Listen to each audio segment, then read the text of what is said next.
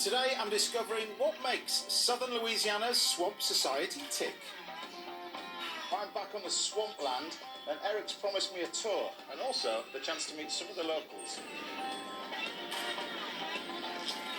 Why have they got a net round them and we haven't? That's mainly just to help keep passengers from falling out if they want to look over and to not fall over a little too far and hop in that water. Not everybody wants to go swimming. The roots of these things are incredible. Just look at that. Amazing. What's great about this, it remains untouched, doesn't it? That's the amazing thing of it. It's very natural. That's why I love it out here. Just get out of town and come out here, get away from it all, and just enjoy being in South Louisiana in the swamp. What type of bird is that? That's a great white egret. They tend to sit on the edges of banks or on tree limbs or that low-lying limb, and they wait for small fish to kind of swim up near the surface, and then they'll just strike, just like a snake strikes, and they get that fish, and they just sit there until their cover is blown, I guess you can say, and they mosey on to the next place. Seasonally, there's plenty of waterfowl around here, which is a very popular hobby here. It's duck hunting. This month it started, and then in November it'll pick up, and that's a very popular time for a lot of people to be out here. Yeah, Swamp Jesus.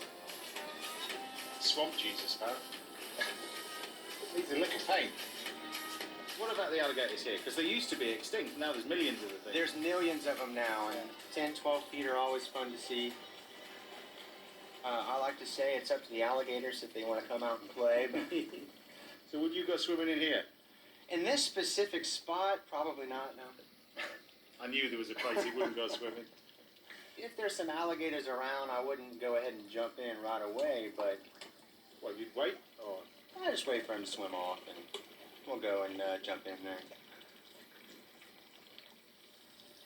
He's not wanting to come out and talk to us today. I haven't seen any today, yeah. Typical. 2 million alligators in this swamp, he says, and I don't see a single one.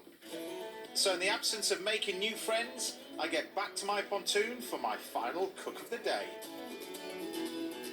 It is kind of surreal, this place. You know what's in it, but you don't really want to know what's in it. I ain't swimming in there. What I'm going to do is just do a simple little soup. First thing we're going to do is just chop this up. Now, you can make this nice and small if you wish. You can make this chunky soup. It's entirely up to you, really. And ideally with this, chop it into pieces that you can eat with a spoon, if that makes sense. So, a little bit of onion. Half an onion will be enough. There we go. Slice that through. A little bit of celery. Like this. Celery is one of those things that left me scarred as a kid, because you used to get invited to weddings. You know the type of weddings. I'm not going to pinpoint the weddings. You know the ones. You arrive there and usually the chef has made the buffet about 3 o'clock the day before. And the celery stick has all got limp, and it's got cheese out of a tube in it. That kind of stuff. And all the sort of really rubbish smoked trout is all curled at the edges, that one. In the period of Melba toast and that kind of stuff. But I've learned to love celery since I've been here.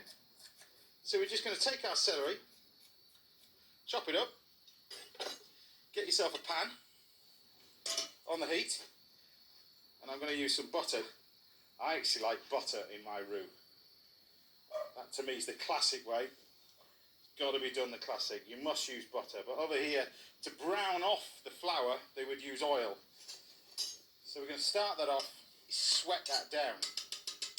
Now while that's happening, we can make our fritters. We grab some flour, just some plain flour, like that. Bit of baking powder. Probably a bit too much, but that'll do. In there. A couple of eggs. In there as well. Some spring onion. And we'll thinly slice this as well, because these again are going to be cooked quite small, so you don't want to make them too big. So I've just got to stop for a second. Not really for the cookery bit, but mainly because a large lump of sweat has just gone down my back. This is where you need a pause in proceedings. To cool down with a warm beer.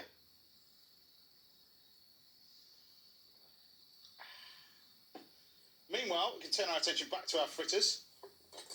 We can grab some of this spring onion, throw that in there, and then some lovely sweet corn. And just remove this